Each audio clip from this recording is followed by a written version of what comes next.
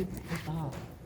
Can I just talk loud enough? Yes. Go Sorry, my voice is a little raspy. Good morning, everyone. Good morning. Good My morning, name Joe. is Jeremiah, and my topic today is poor mental health in young adults in Baltimore and social injustice. Poor mental health in young adults, including teens in Baltimore, has been a major growing issue that continues to be overlooked by many adults. Many young adults, if not most, struggle with some form of mental health issue that remains undealt with for many reasons. This causes many unfortunate events in one's life.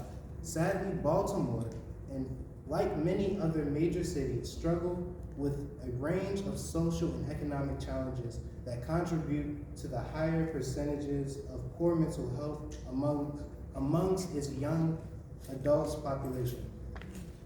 In this article, we will not just talk about the causes and the effects of poor mental health, but we will also discuss what can be done to possibly help with these issues. When thinking about the causes of mental health issues, we must take everything into consideration. Who is being affected and the causes of it. Stated by the National Alliance of Mental Health Illnesses, also known as NAMI, 20% of children and adolescents ages 13 to 18 live with a mental health condition. 50% of lifetime cases of mental health illnesses begin by the age of 14. This tells us that most mental health illnesses start at a younger age and that it usually begins around the time of puberty. One extreme cause for poor mental health in young adults in Baltimore is exposure to violence. The city struggles with high rates of crime and violence, with young adults often being exposed to dramatic events. Witnessing or experiencing violence can lead to post-traumatic stress disorder, also known as PTSD, anxiety, depression, and other mental disorders. To make cases worse, in 2023, there has been a very concerning amount of crimes being committed by and on those of the ages 18 and under.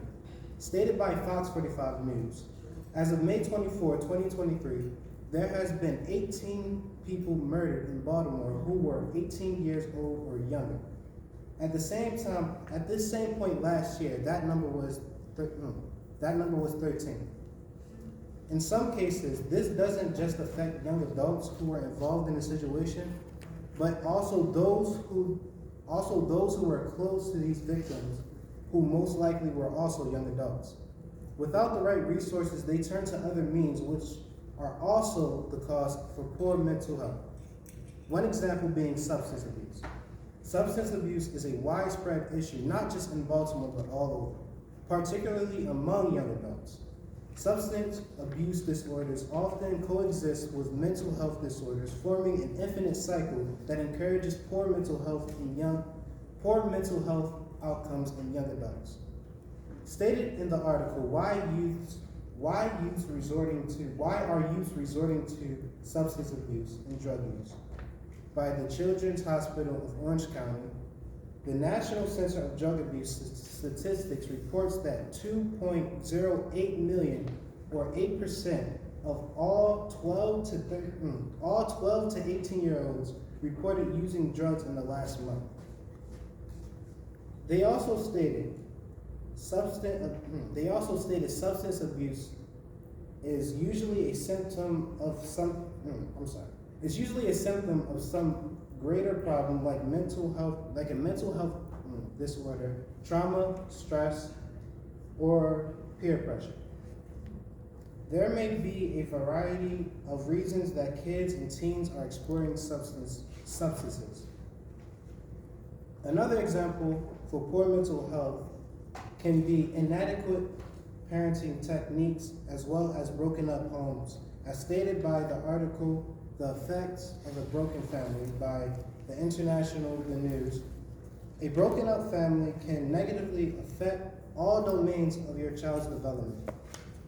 The effects of a broken up family on a child's development depend on numerous factors, including the age of the child, at the same time, of the parents, the age of the child at the same time of the parent separation if the home was broken up, and the personality and family relationships.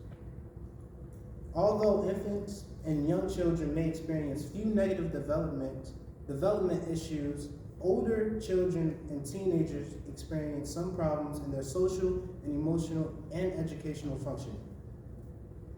Sometimes parents, especially those without any experience, seem to struggle when it comes to understanding the importance of mental health. Sometimes they take certain negative actions affecting a child's mental health because of a parent's experience growing up. Some parents may act abruptly or may not act at all when they're needed to. This may cause a child to push away or feel as though what they are going through is not important. This is especially the case when some parents compare their lives to their child's. Young adults with poor mental health are more likely to experience difficulties in their educational pursuits. Concentration difficulties and declining academic performances are consequences of mental health issues, limiting their future goals or even thoughts of a future altogether. I have personally seen a lot of situations in which my friends of many years have started to show extreme declines of interest in many things such as education, family, and friend relationships. They have turned to other means to deal with their issues, one being sadly substance abuse. Another example was during the school year, especially during the soaring times of COVID-19. The staffs and students at my high school were sadly heartbroken with the news of the death of one of our fellow students due to suicide. There was no definitive reason that I nor the school or even her parents of this student, or even the parents of this student knew why she was, I'm sorry, I lost myself. Parents of the students knew why she did it. But what we did know was that she did struggle with mental health issues that were overlooked.